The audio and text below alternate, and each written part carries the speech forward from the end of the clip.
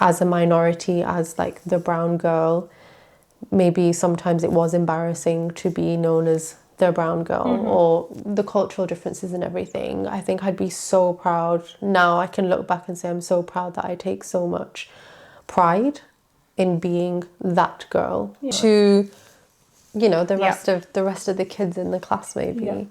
And I don't know, is that a first generation thing? Is that, I can imagine most Asians went through that.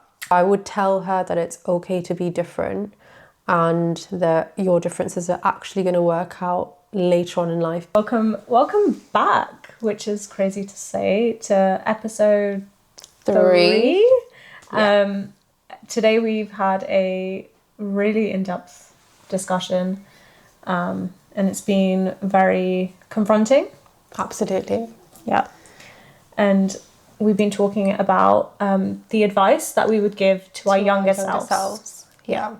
And yeah, if that's something you want to go into and you want to hear more about, I'm sure there's lots of pieces that you will resonate with. Listen, and I hope you enjoy. We can just get straight into it.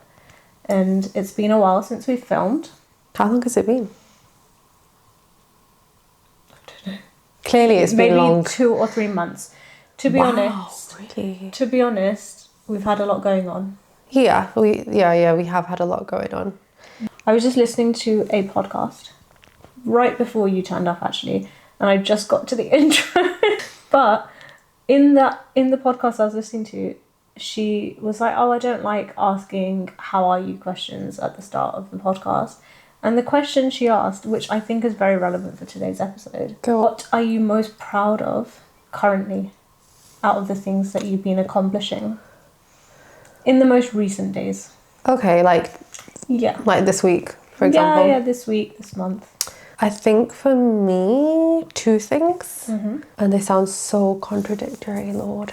So one is I am also renovating at my place, and I feel like despite me being like tired and not well, I've been chipping at it a little by little. So even just going there and getting an hour's worth work, I've literally been going, putting a timer on, and then just doing whatever I can in an hour and then letting it be. We love that. Yeah, so slow progress. Progress is progress. Yeah, so I'm quite proud of that, just chipping away. And then the other thing is, and like I said, this sounds contradictory, is actually resting, because I find it so difficult to rest. And again, I know my resting is not resting. I'm gonna go and do some work. But it's still resting. Like, okay, I only do an hour. I just do an hour and then I've got the whole day to rest. So, because for me, like that can't stop either. I still, of course. you know. So I think those 2 for me. Exciting. What about you? That's a good question. I didn't think about what my response would be. Most recently, I have actually started reading again before bed. Again, sounds very small, but for the last, I want to say, 4 weeks, my reading schedule's kind of dropped off. I haven't updated my Fable in a little while. So I have been reading, and that's been really good for me to just like get back into. So I'm not scrolling as much before bed, because I do get into the habit of that sometimes. I was going to say, are you reading anything? Yeah, you reminded me of that. Yeah, I need to do that as well. Have you finished Verity yet? Nope. Okay. That's fine. Nope. But yeah, I need to do that. I usually look at Fable, like what you're up to. Okay. And what the others are up to, because you can follow people on there. So yeah, I know what everyone's reading. I'm lacking in that area right now. That's fair. I'm currently reading my book as well. It's not the stationery shop. I'm reading The Stationery Shop at the moment. So it's this book. It's a good one. This one here. And it's actually really good. I'm like halfway through it. Yeah, I'm like a decent way. I'm a very slow reader, so like this is a decent way through a book for me. And I'm actually really enjoying it. It's definitely very different for you. That you got me. Yep. Yes, it is. But I'm really enjoying this. This was a very good palate cleanser book. I mean, it's not very much of a palate cleanser. But it's given me something to enjoy reading again. Because I think I went through a little bit of a spell where the books I was reading just weren't hitting the mark. It felt like, you know when it feels like a chore to read? Yeah, then it's not. That's I know what you mean. Yeah, that's what it was feeling like. Sometimes you need the right kind of book, the one that hits. I agree. That not so swiftly brings us on to Today's conversation. Yeah. And I think it's something that we talk about more often than we realise. But in a more reflective and overall sense. And we wanted to, I mean, we were talking earlier and we'd both said that this is actually a very confronting conversation to have, because while we were doing the prep, we were like, oh, this is, you know, this is actually not super fun to think about all the time. No. I was very close to being like, let's not do this today. Do you know what? That's when you know that it's probably going to have some value. Yeah. No, I know it is, but you're right. It is confronting. It's very confronting, and essentially, what we're going to do is we're going to break down some advice that we would give our younger selves. And we decided to do this in 3 parts. The first one is the advice that we would give to our child version of ourselves. Is that the best way to put it? The second one is the teenage version. And then I'm going to say early 20s because I'm still in my 20s. So it's like adulting. So like, let's say early 20s to prefrontal lobe development age. Yeah, I think that's a good place to start. What is some advice that you would give your childhood self? If you as a child was sat in front of you, what advice are you going to be passing on to them? Words of wisdom. Words of wisdom. This is very real, isn't it? Yeah. I think for me, I would probably tell her that it's okay to be different. You just had a moment. What was the moment? The moment is that I have like a very similar one. Okay. On my list. Yeah. Okay. And I mean, I think growing up in the UK as a brown girl was quite challenging. Okay. And I think looking back now, I can appreciate how much of a challenge it really was. So I'm from a really small town. I was the only brown girl, because my brother was in the school as well. So yeah, brown girl in the school. And, you know, it's quite difficult in the sense of the language. Although, like, I've been brought up here and the first language is English, but even so, I didn't get to practice it as much at home. Okay, I can relate to that. So my English wasn't amazing as maybe the other kids' English was. And also like cultural differences, and the fact that if you want to make it really simple, just the fact that you even look different. Yeah. But let's not even go into the details. Just the fact that you look different was quite challenging for a kid anyway. So I would tell her that it's okay to be different, and that your differences are actually going to work out later on in life being like the biggest asset and the biggest quality that you will carry on in any phase, whether that's in work, travel. Yeah.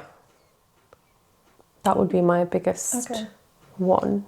Off of the back of that, what sort of guidance would you give your younger self to help manage that? Because that was something that I was thinking about. To help manage the feeling of being different, because I feel like when you're a child and you are very different to the people around you, it definitely hits a little bit. It sits very like high in this in your sense of, I don't know how to say this, like everything just feels really big at that age, and it's really difficult to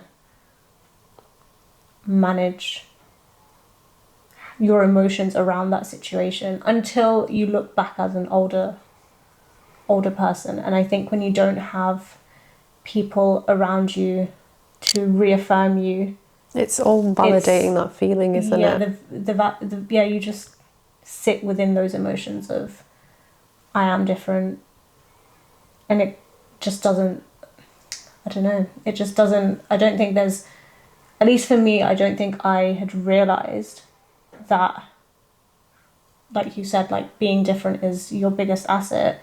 I don't think I realised that until much, much later in life. And that's probably because I didn't have the tools to manage the like emotions as a kid. And I was thinking, I was like, I'm not sure if this is like, I've not even thought about what would I, like if there was a child in front of me who was feeling like this, I'm not sure how I would. What advice you would actually. Yeah, because it's really easy to, it's really easy to say, you know, just like, I don't know. It's fine, like it's fine that you're different. It's like, okay. It's okay. You are you. You are unique. Yeah.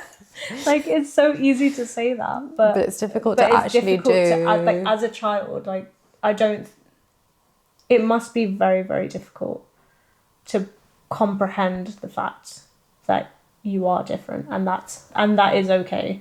Yeah, I think I've never actually thought of that. Like, how would I advise another person how to manage it, a kid?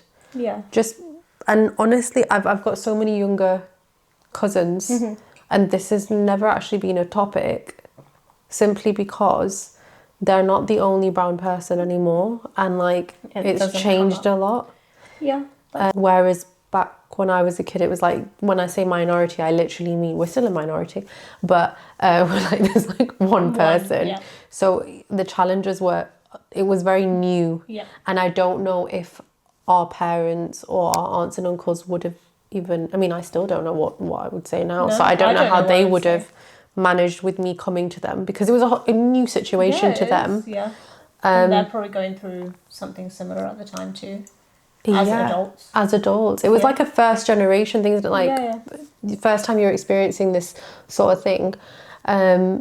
But maybe you guys could give us some advice on how to, like, what would you say to someone, like to a child who's going through something like this? Yeah, because they could go through things like this in a different way. Yeah, in a different way, yeah. I'm sure there's so many different things that you can feel different about. Yeah. But that would be mine. You said yours was quite similar. Mine is very similar. I would advise my younger self not to alter her interests based on the people around her. Because looking back, I think there were a lot of interests that I had that I put on the back burner. I wouldn't say I lost interest in them, but I would put, because there was no no one else to relate to those things. They kind of got left behind for a while, and then they got re-picked back up as I got older, and I was like in my early 20s, or maybe a little bit younger, maybe in my teenage years.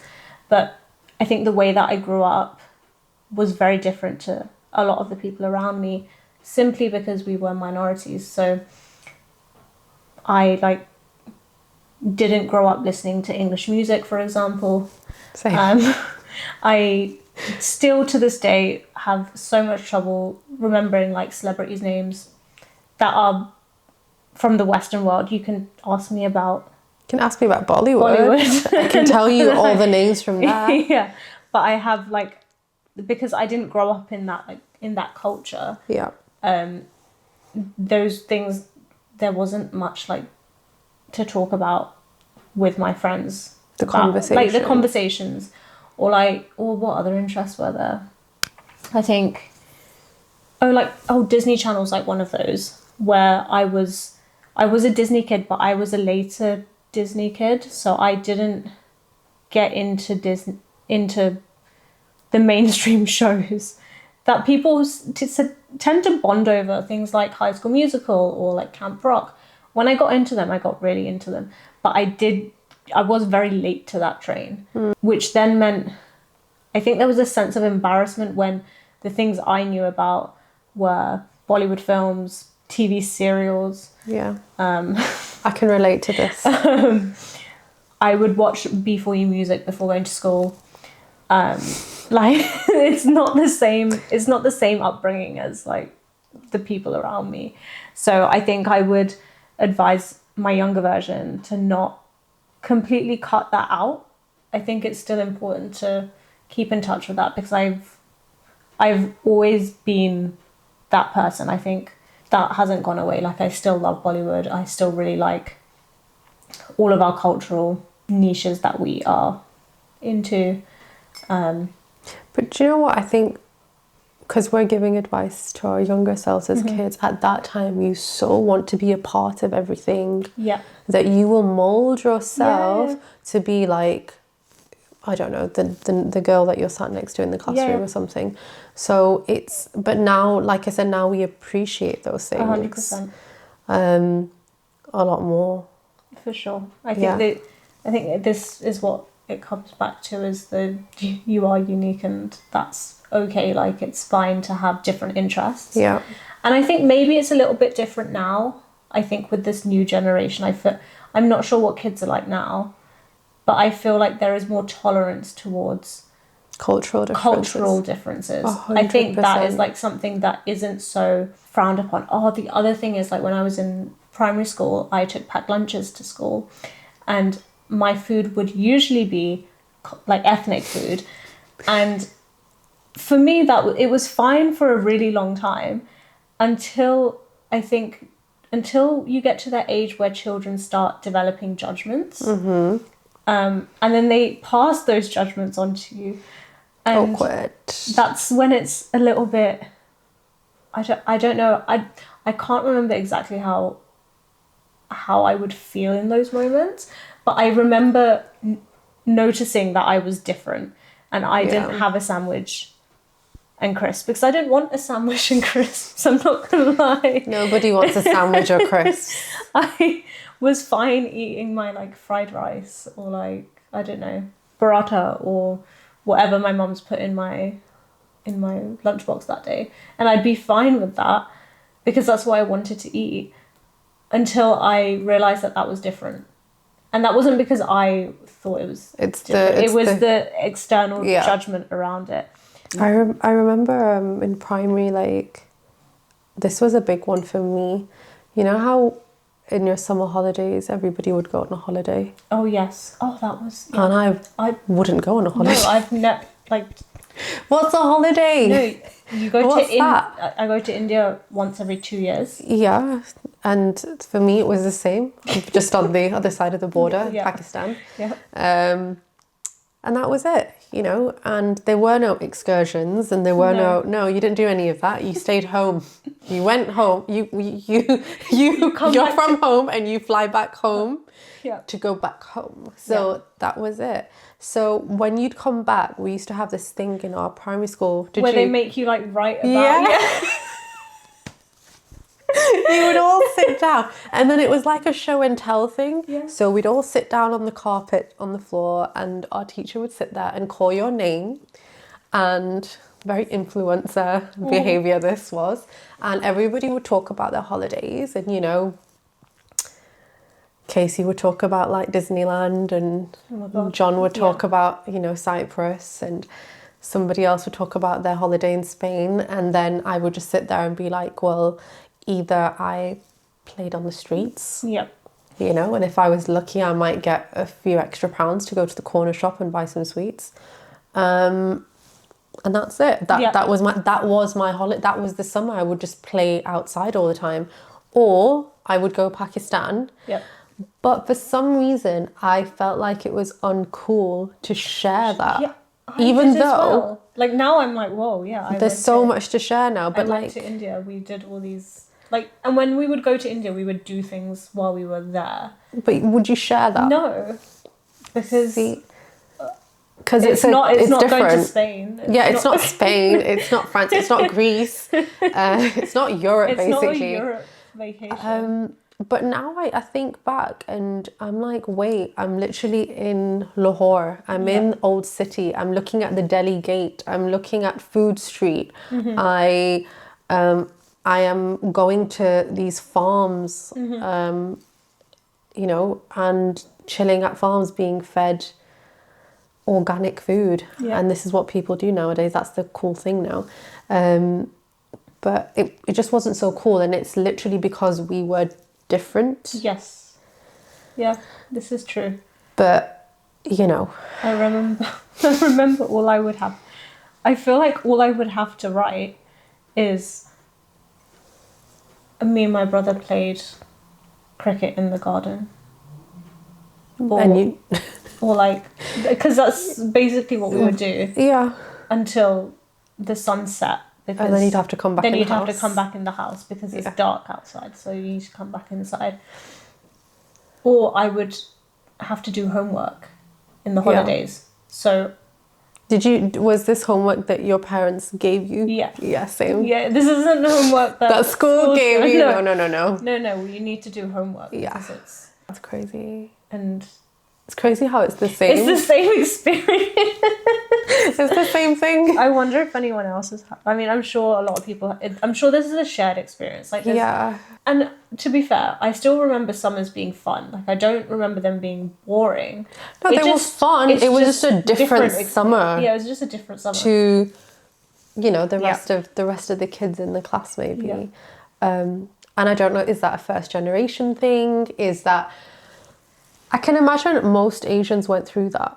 I would probably say so, because I think whenever I talk to my first generation brown friends, they have a similar experience. Yeah. Even not just brown, but just like anyone who's from a ethnic background. Yeah. Who's a first generation here. I feel like we've all had very similar experiences in that sense. And the other piece of advice I have for my younger self is I wish I could go back and tell her to not grow up so quickly. Or stop wanting to grow up so quickly. I know there was a sense of needing to do that anyway for circumstances reasons, but there is a big sense of like, now I look back and I'm like, I don't think, and I talk to other people, I don't think there was a full childhood that was lived.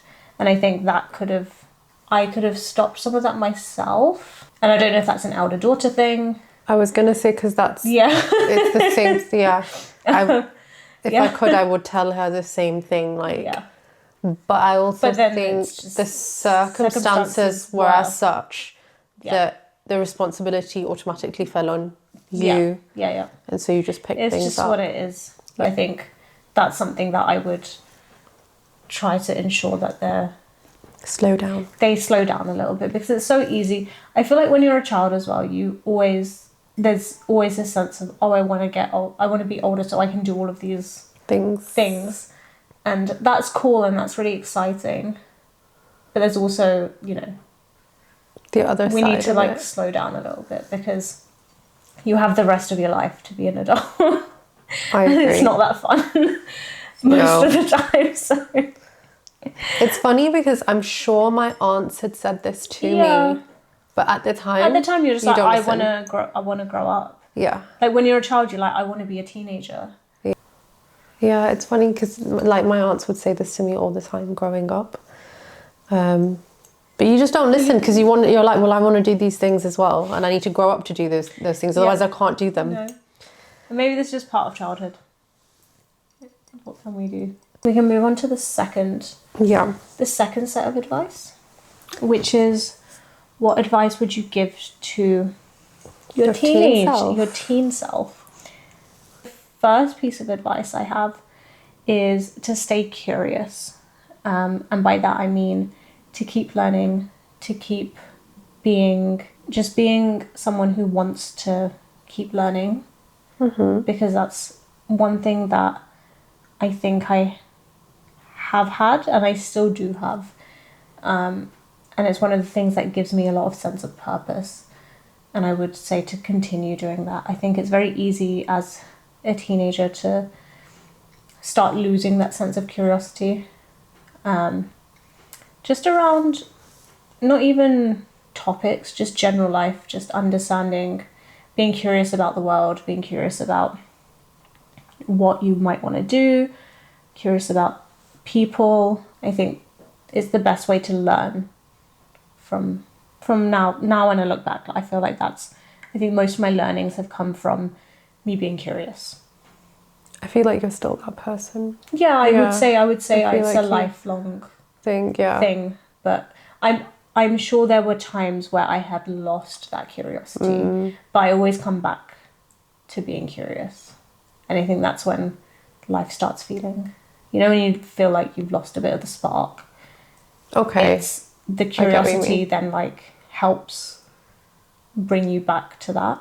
At least for me, that's been my I think one of the things that anchors me is probably the best word. That anchors you throughout life. So that's a good one, because I feel like that's like a lifelong one. To stay curious at. I'm just thinking for me, for teens, I worried a lot in my teens. Like worried about everything. Some of it was due to circumstances, but then, which is understandable. But then, the rest was just, I was just always worried about what's going to happen in the future, in terms of like your education, for example. There was a lot of pressure to do well and get those grades, and I think I never actually enjoyed teenagehood. Yeah, because I was so worried. Yeah. If you were to ask me, why were you worried? I don't know myself, but probably because of the pressure. For me, I had just come back from boarding school and then come back to the UK. So I had to do my GCSEs. That's a lot. In like 7 months, 6-7 months. And then, so it was like work. And then college was, I'm behind, and everyone else knows things and I don't know things. So I need to like work 10 times harder. And then the pressure of getting those grades, because it's like it's a vital like time, isn't it? Because you're going to go to uni, so your grades and stuff is dependent on how well you do in college. So I feel like I worried a lot through that time, and I wish I had taken a moment to actually enjoy that time, because you're never going to get that back. Just enjoy the journey and the fun part of being in college, and whatever it is that you want to do, like your extracurricular stuff, or just even hanging out with friends. I was still always like, I need to be one step ahead. I need to like go back and like study this, and then I'll. Yeah. I mean, I got good grades in the end, and that's fine, I guess. But I wish I had put less stress on myself. Okay. Because I just always felt like I was behind. That's fair. I think a lot of people can probably resonate with that at any point in their life. In their lives, yeah. Do you think there's anything in particular that, other than the pressure, that made the situation in your head worse than it was? Because when I think about it, I'm thinking about it from the lens of, if everyone around me is worried for me, it makes it a little bit difficult for me to not worry. Yeah, I'd say more so. I think for me, the pressure from the expectation from home. Okay, the expectation. Yeah, that's another thing. It was the expectation from home, and then also because I had come back late, as in like education wise, back to the UK. I was going to say, is it 1 year? Is the GCSE years 1 year there, or is it 2 years? So ours, it was O levels. Okay. And that is 3 years. Right. So I was prepping for my O levels. Right. I had done 2 years of prep. But then you've come back, and then it's a different. And now it's GCSEs. And although GCSEs are far more easier than O levels, you've got it so easy here. It's different. Yeah. It's completely different. Curriculum. Like we didn't do coursework. Like, you study all year and then you sit down at a table and you give the exam, you answer the questions and you go home. Yeah. But here it was like, oh, you need to show us 2 years worth of coursework, you have to type this out. I know it's normal now, Yeah, but but it's for someone it's coming different. from O-levels background, it's very different. 100%. Then I had art, and it was like, you need to now demonstrate. You literally need a portfolio. The portfolio is huge as well. Huge. Oh, I can show you my portfolio. Do you have actually. yours? Yeah, I've got mine. It's in literally. I I wanna moved see it. it. I'll show you after because I literally moved it. It was in that corner and then I moved it. I still got mine as well in Yeah. the attic. But it just meant double the work and for less sure. time, and I dropped mathematics Why because did you drop math? it's an option at all levels. You can drop it if you want to. Oh, what? Which child would not drop mathematics if it was a Me, choice? because- I would, and I did. So I came back and they were like, it's compulsory and now you have to sit an exam for it. So Yeah, see, that would have thrown me off. yeah, I dropped sciences as well. Oh, what? What were you going to study? What were you planning to do? Why did your parents let you drop them? It's They didn't know. Oh, okay, I was going to say, this is like They the weren't most in Pakistan. anti-brown like rhetoric ever. Yeah, like if they Imagine telling your brown parent, I'm dropping maths and science. look, if you're They'd not be there, like, you don't "What?" know. So yeah, I think I took like, I don't know, I took accounting and computer sciences and what. Anyway, you had Okay. these options. Yeah. I dropped the ones that I needed to do when I came back in the UK. So, but I picked it up. I cracked on with it. But I think this is why I always felt like I'm behind. I mean, naturally so, because if you look I at was a piece behind. of paper, you were I was. behind. You were catching up. You were doing Yeah, a lot so to get to that point. So I felt like that throughout. Then I think it's one of those, especially as a teenager, I feel like you're in such a headspace where you are constantly comparing yourself to your peers. Mm-hmm. And if you're not comparing yourself to your peers, people around you are comparing you to your peers. yeah, And it's really easy to get in the headspace of, oh, I need to do more, or I need to be better, or I need to, I don't know, like just do something different, or I just need to be at the same pace as everyone around me. And I think it's one of those things that if you don't have the support around you to basically tell you, it's fine to be at your own pace and everything's going to figure itself out, it's really easy to sit in the overthinking headspace of I need to do more, I need to be better. And that's not always a bad thing. Like, it's not a bad thing to sit and think, oh, I should be doing more. I not even should, like, I want to be doing more, I want to be better, I want to grow. I think that's probably better than it being on the flip side and you just doing nothing. That's true. Doing nothing at all. But I think it's important to take everything with a pinch of salt, because it's enjoying the journey enjoying the journey gives more satisfaction than when you actually reach the end goal, is what I've realised. With anything I've done. I mean, there's certain things that I 100% love the end goal, but it's the process of getting there. The process of getting there is what sticks.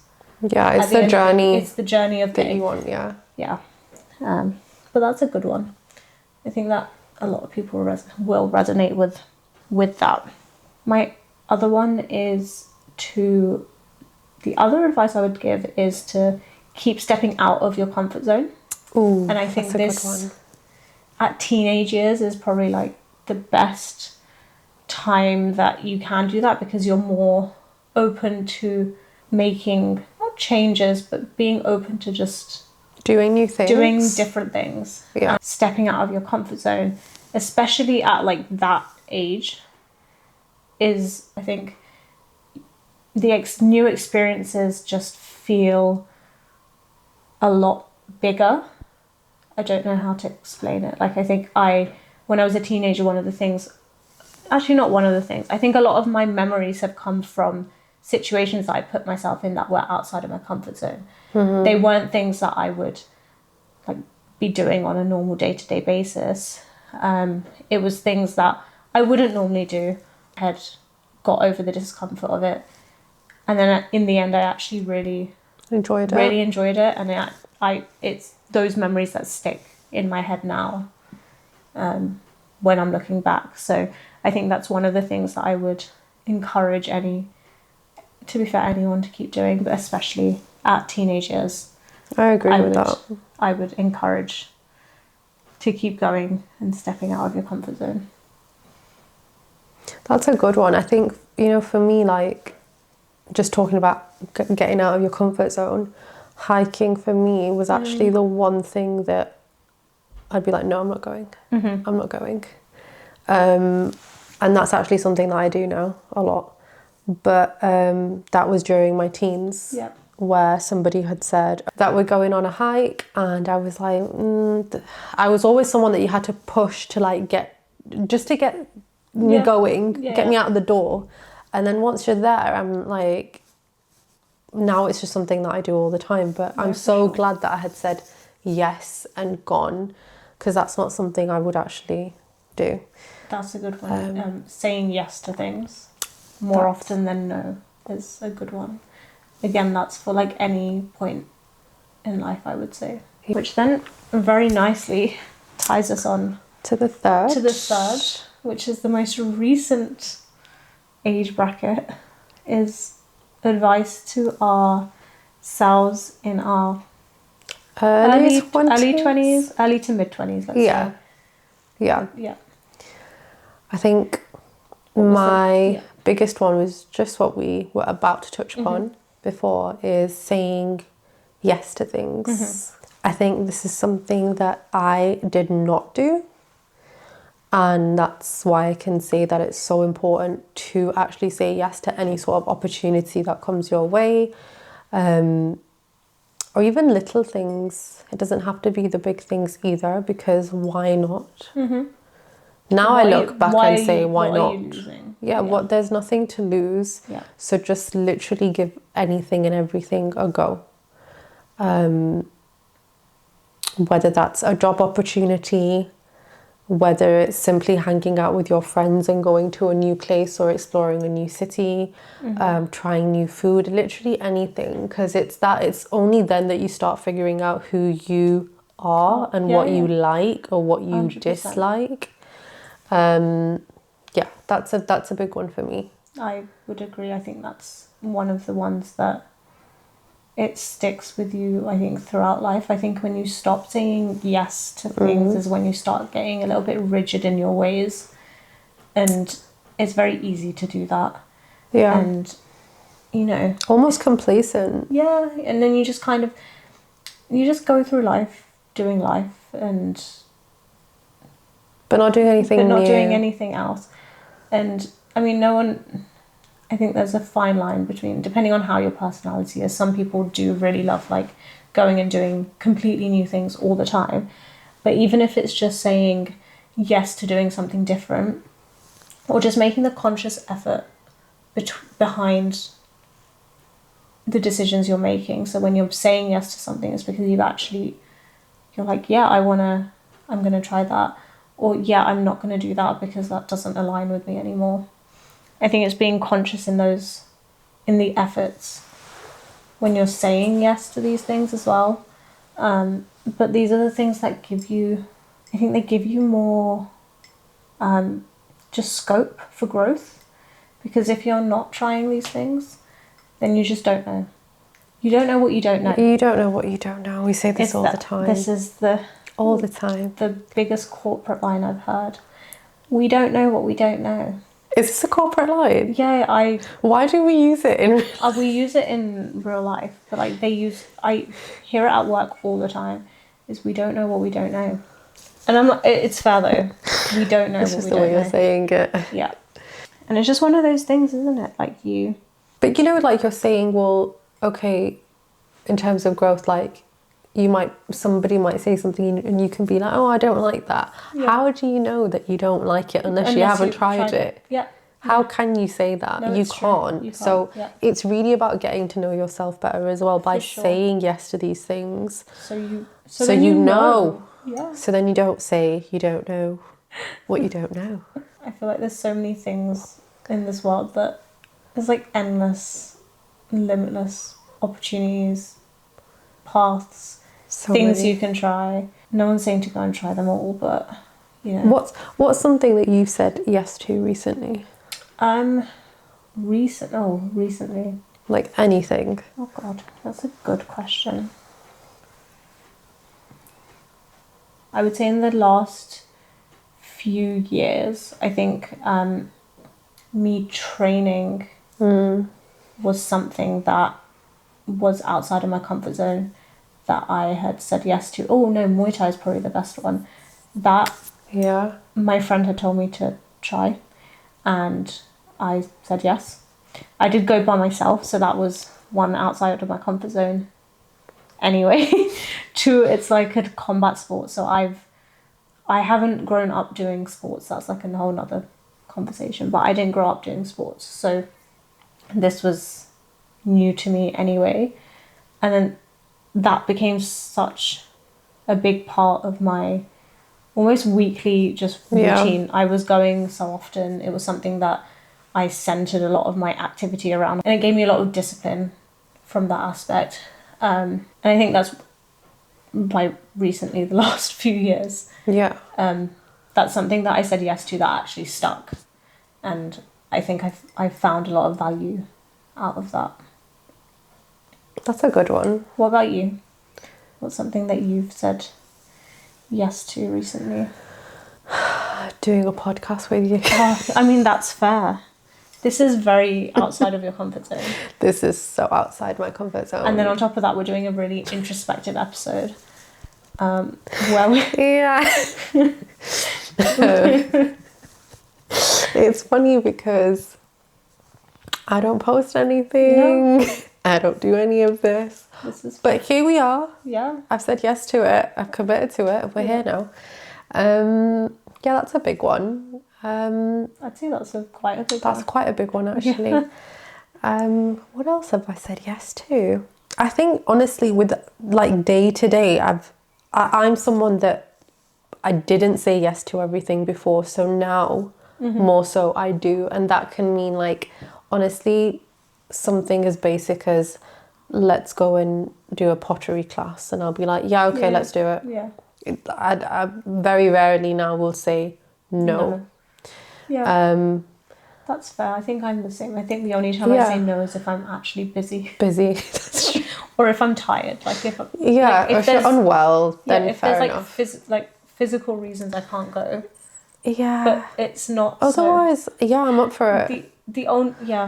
And I think it helps because a lot of the people around me won't ask me to do things that I'm probably not going to want to do anyway. Yeah, I mean, I went to Muay Thai with you. Oh yeah, you did. I said yes to that, and I tried it, and it was fun. Yeah. I was great at the core stuff, like the exercises, not so great at the kicking and whatnot. I have Pilates to thank for that.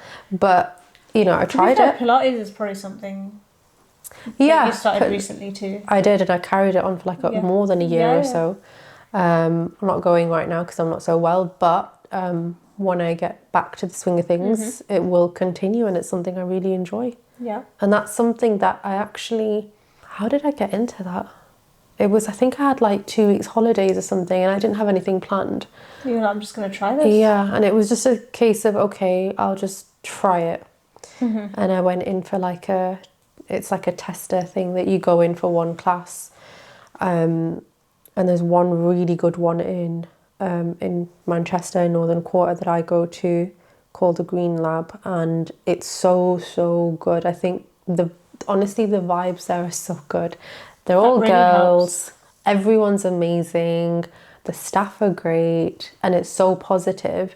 And then after that, I didn't really want to go anywhere else, so I stuck at it, and I'm still there. Amazing. But it just goes to show, like, you saying yes to one thing.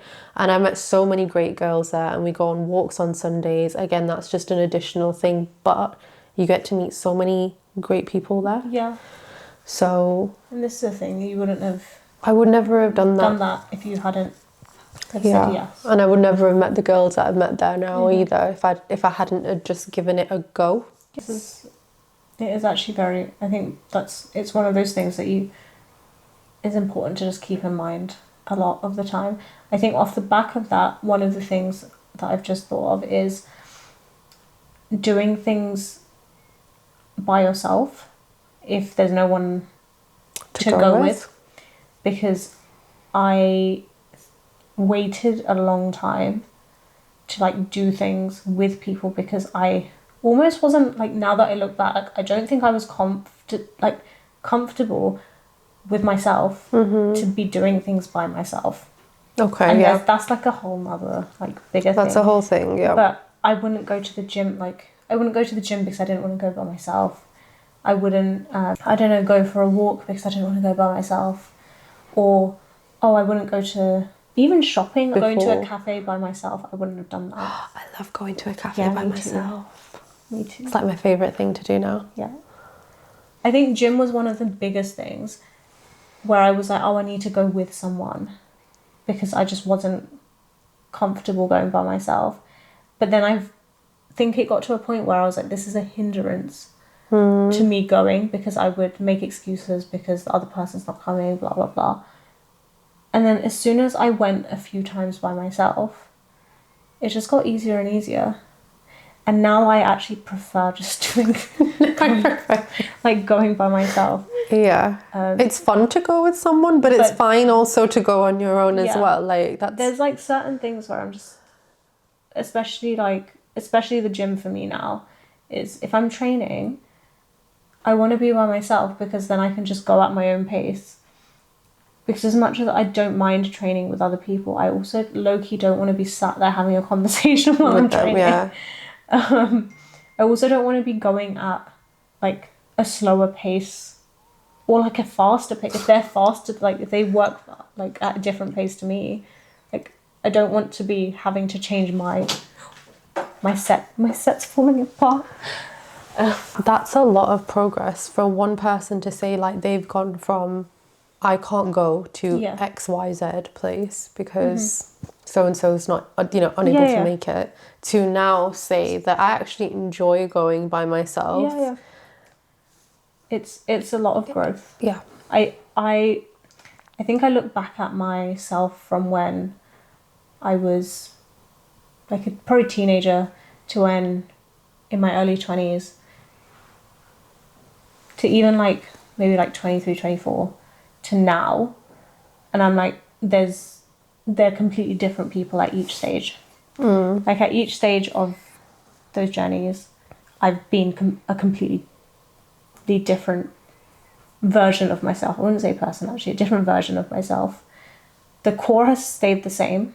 I think it's just the growth of like being comfortable with myself. That's been like the main driver. And I think if you're not comfortable with yourself, I think that's where, or if you're not comfortable with growth, I think or change even. Change is constant though, isn't it? It's constant. A constant part of life. And if you don't like get comfortable with the idea of change, not that, the thing is, change is going to be uncomfortable. But if you aren't comfortable with the idea that things are going to change, just as a fundamental concept in life, then I think that's where you can end up in, like, you can end up overthinking and like being like your teenage version of yourself, where you don't have the tools and the experience to get through those changes. Because essentially, like when you look back to your teenage years, at least for me, a lot of the issues that were issues at the time were because they were rooted in change. They were rooted because things were changing, and they just were changing in a way that I had no control over. And that's one, but you don't have control over change, do you? No, you don't. And I think as you grow up, you learn that that's just... You pivot. Yeah, you just learn that that's how life is. But at the time, it's very difficult. It's very difficult. It's that... I know we've gone back to the teenage years. I know we have. But I don't know if you ever had this, but did you ever say like, oh, I'm stressed, and someone older would turn around and be like, you're 14 years old. You have no idea. You have no idea what stress is. You don't even know what stress is. You don't know the meaning of stress. Look it up in the dictionary. And I'm like... But at that time, that's your world. Yeah, your world experience is what you're experiencing. And that is the most stressful, like, up until that moment, That is the most stress that you have experienced. And I think you have to give yourself gratitude and grace for the fact that that is how you dealt with it. Something's just come up to my mind. Okay, I have a 4-year-old nephew, and the other day we went on a hike, and he says he saw something, and he says, "Wow, Mosso, I've never seen something like this in my entire life." Oh. And he's only 4. Yeah. And I just looked at him and thought, "You're only 4, mate." Yeah. But then it occurred to me that is his entire life. And whatever he's showing me and he's seen is his entire life. That's his bubble. That's what his surrounding, and that's what's going on in his little wee mind. But again, for us teenagers at the time, whatever was going on in our little world, our stresses, whatever it was, it's a real thing. Yep. And now our problems might be different. Different, yeah, 100%. And now those are our stresses, and that's just how it works. Yeah, exactly that. I think that brings me on to the other piece of advice I would give to myself in my early 20s is to remember, I mean, it's not really advice, it's more just like to remember that this is true, is that you've managed to get through everything thus far. So that's just going to continue. Like, it might feel harder right now because the problem you're facing is different, and it's the stress is just a different type of stress or a different problem that you're facing. But you'll get through. You've managed to get through everything. Pretty much everything so far. So what's different about this situation? Like, it's just a different stress or a different problem. Yeah, it's just because it's new, that's all it is. It's a new obstacle. Yeah. I think once you put that in the back of your head as well, it kind of gets easier to deal with. I think off the back of that, actually, I would say another piece of advice I would give to my 20-year-old self is to continue working on your mindset when these situations arise. Because it's not about pushing the problem away, and it's not about fixing the problem, but how you deal with the problem is really going to shape how you are for the next few years at least, and if not longer. And I think if I hadn't done a lot of the work that I did at that time, I think right now the way I would deal with things would be completely different. Very different. And I think having the mindset of being okay with change, not even being okay with change, because I'm not the best with change, but just being open to change. Yeah. And just having the toolkit for myself to help keep me grounded. So me coming back to reading is because I realized that, I need to keep doing this, because if I stop, then it's gonna lead to other things, and I don't want to get to that point. Or me making sure I'm going to the gym, it's not because I'm trying to stay fit, it's more of a discipline thing of, I need to go because it's good for me mentally to be going. And these are the things that kind of help. These are the things that are rooted in years worth of lessons, I would say, that have got me to a point now where I've learned myself enough to understand what I need. It's having that awareness as well. Because without you having this awareness, you wouldn't know, I need to pick up my reading, I need to go back into this, I need to, know. And that doesn't come it doesn't come quickly. No. I think it comes with a lot of intentional looking inwards. I think doing the confrontational work is difficult, for sure. And I think in your early 20s is a good time to begin doing this, because I think the longer you wait, the harder it gets. I agree with that. Yeah. And I think in your early 20s, you're still at a point where you're still in formative years. You still have your brain still got that capacity to Not that you can't change after a certain age. 100%. Because you'll see even with older people, like there's some people who refuse to change or say that I can't change now. I'm at this stage, I can't change. But then there's some people who are willing to have that conversation and take the feedback on board. For sure. Positive or negative. Oh my God. I saw this video that was really cute of this girl teaching her grandparents how to use Uber Eats. And the grandma had... Like, the granddad was really interested in the conversation, and the grandma had her pen and paper out, and she was writing down the instructions. Notes. And I was like, I was looking at it like, this is actually the cutest thing I've ever seen. Because I can't say I know many old people that would are willing to sit down and learn. Sit down and actually listen.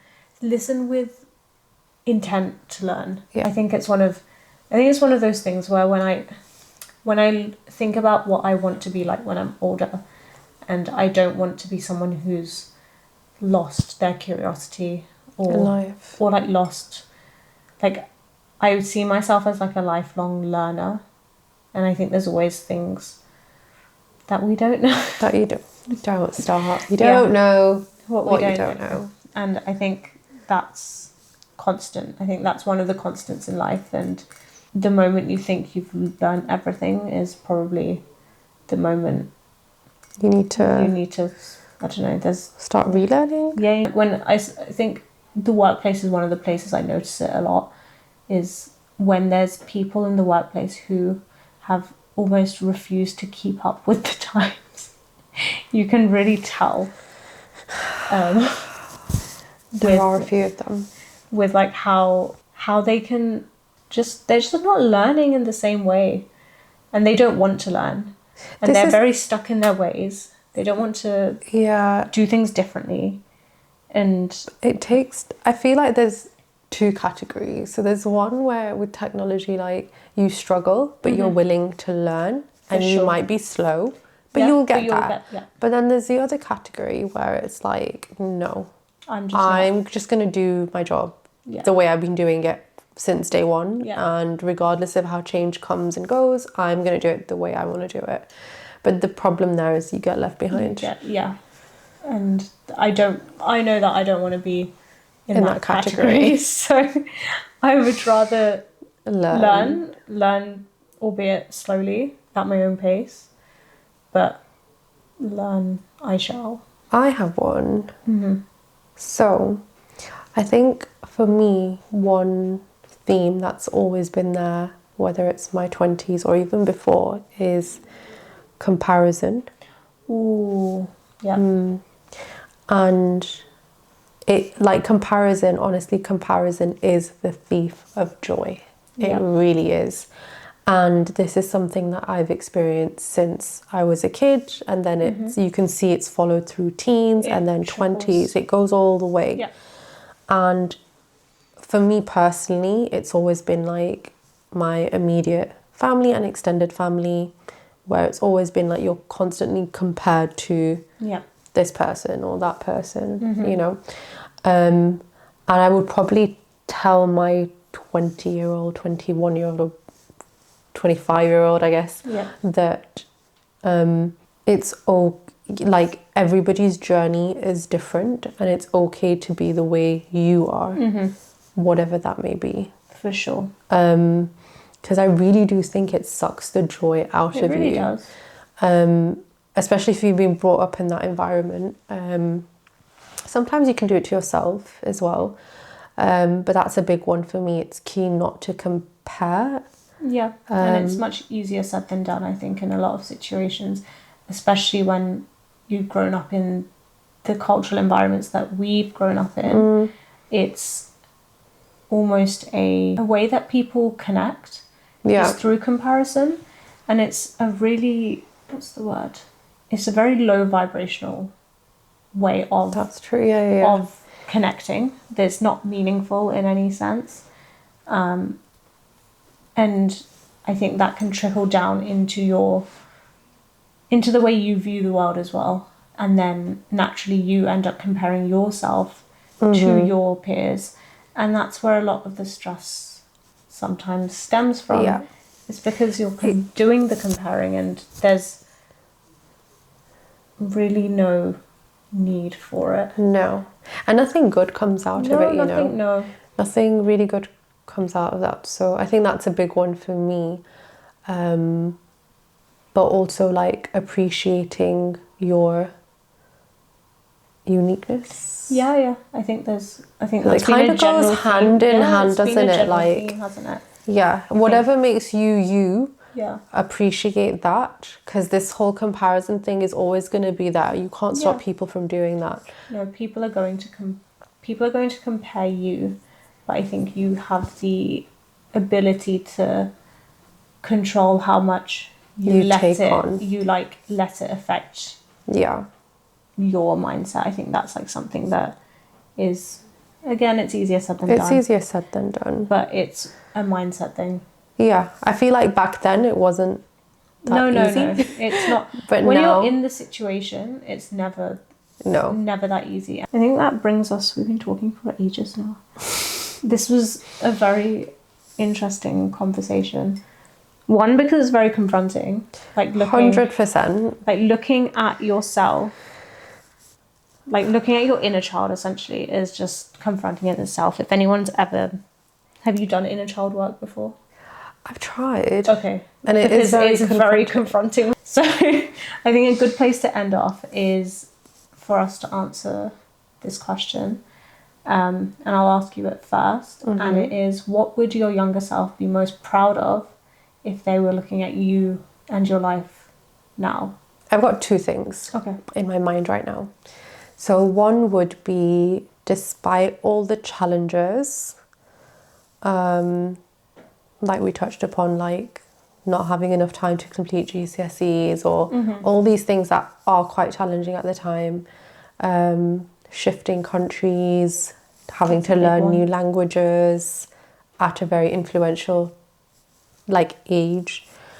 Despite all these things, and like they are setbacks in some ways, especially when you're coming back home to the UK, I still continued to keep it going and keep achieving and just getting on with things. Like I didn't let anything hold me back for me to be like, I'm behind, or I can't achieve this, or I can't do this, or maybe I haven't had enough time to do, I don't know, whatever it is that you want to do. And I think that's something that I've continued no matter what. Like anything can be going on, I will still keep pushing. That's one thing that's really I'm proud of. It's a big thing to be proud of. Yeah. And I think the other thing is, obviously we spoke about how when we were younger, as a minority, as like the brown girl, maybe sometimes it was embarrassing to be known as the brown girl, or the cultural differences and everything. I think I'd be so proud. Now I can look back and say I'm so proud that I take so much pride in being that girl. Yeah. You know? Me too. Whether it's the clothes we wear, whether it's the language we speak, whether it's just our cultural differences. Now I take so much pride and joy, and that's anywhere, whether it's in my workspace or whether it's like sitting at a cafe with a bunch of friends. I love the fact that I can bring my culture into these conversations. And even more so, like I go back Pakistan every other year, because now I've got so much of a connection to my culture and to my roots. And I don't think the little girl would have ever thought that I would be like this today. Yeah. Like I would have shunned away from the idea of me, like, you know, being like, hey, this is me. Like, so openly. Yeah, so those are two things that I would say I'm most proud of. I resonate with both of them, I think. I think the ethnic and the cultural practices one is probably one of the ones that I'm really proud that I didn't lose. I know I wasn't raised in a way that I would have lost it, essentially, but the fact that I didn't let any like embarrassment that I had felt at one point stop me from staying connected. I think that's one of the things that I'm really proud of. I think the other thing is, especially with like the ethnic stuff, I think just being like unapologetically, like just myself, kind of, even to the point where a lot of the jewelry I wear is my grandparents got me a set of wedding bangles, and I try and incorporate them. I don't have many opportunities to wear, I don't know, just Indian clothes out and about. I do actually now wear, in the summer, I wear a kurta. You do? I wear it outside. Yeah. And I, not even just like in the house, I will go to the shops in them. I've come to the cafe You have. in a kurta. It will be kurta and jeans, but I don't feel, I don't know, there was a sense of like, not embarrassment, I don't know what it was just a case of it's different, isn't it? Like, it's different. It's the looks you get. Yeah. It's the questions, it's the all of that. And I think just making those changes really is something that I'm like proud of, that I can still hold on to it, because these are the things that would bring me joy as a kid. Yeah. And they still bring me joy now, like wearing a bangle with a normal outfit, or like wearing my jhumkas with a dress, and just like challenging the way that we weave our like culture into our lives as first gens. I think it's something that's different for everyone, and I think just having a hold of how that goes in daily life has just been great. And I really enjoy the fact that I'm still very much in touch with that side of me. And you know, it's not uncool. I think it's the new cool. Yeah, it's not uncool. It's never been uncool. We made it uncool in our heads, I think. Yeah. And I think that was normal at the time, but it is what it is, and we've come back to it, and we're at a different era of life where, I don't know, the Western world is constantly trying to steal stuff from our culture. I think I'm most proud of getting to this place by doing all of the things that I'd kind of set myself up for, that I don't think I realised I'd set myself up for at the time. Like, at the time I was just, you know, when you're a teenager or in your early 20s and you're just doing things because what else do you do? It really like put me in uncomfortable positions where I had to learn how to get to the next place. And if I hadn't done those things, I wouldn't, like just even on a basic level, like job wise, wouldn't be working where I'm working now. I don't think I could have seen myself in the sort of job I am now, being confident in the job I am now. Yeah. Primarily because I don't think I had that confidence in myself when I was at that age. Like, I wouldn't public speak. I was the person in class who wouldn't raise their hand. I would sit down and do my work, and that's it. Like, that would be my, like... I feel like these things all come with time. Yeah. They really do. Yeah. Like, I remember when I was applying for jobs in my early 20s, I don't know why I would do this, but I wouldn't put myself forward for like the crazy cool. No. I wouldn't. I'd be like, this is okay. Yeah. Here, why go there? I don't think I'm going to get that, because I didn't have the confidence. Yeah. And again, with like public speaking, or like now I jump on a meeting with like 70 odd people, and like, you know, you're leading these calls. Yeah. But again, it comes with the confidence. For sure. And the practice. Yeah. And, you know, who's to say in the next 5 years where you're going to be? You don't know. I think it's all part of growing up, and I think we forget how much work we're actually doing in the background until we get to a point where the journey's happened and you're at the end destination. You're looking back and you're like, how did I get here in the first place? I do have those pinch me moments sometimes. Like, I'll find myself on holiday somewhere. And you're like... And I'm looking at a nice view and I'm like, what am I doing here?